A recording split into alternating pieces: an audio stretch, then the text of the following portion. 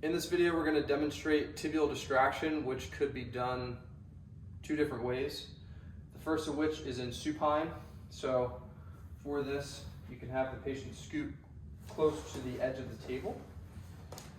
You can create a fulcrum with your leg, getting them into a little bit of knee flexion.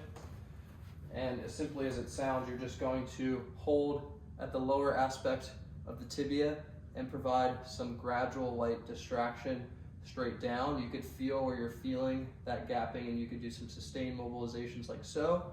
You could come down and just do some light holds. And you could do that. It's a great way to start if you're doing some other type of mobility work for the knee. Same thing could be done in a seated position. Here, you could hold either at the proximal aspect and create some downward distraction that way. And you also could hold a little bit lower and provide just a light distraction that way. Again, you could do some sustained mobilizations as you distract.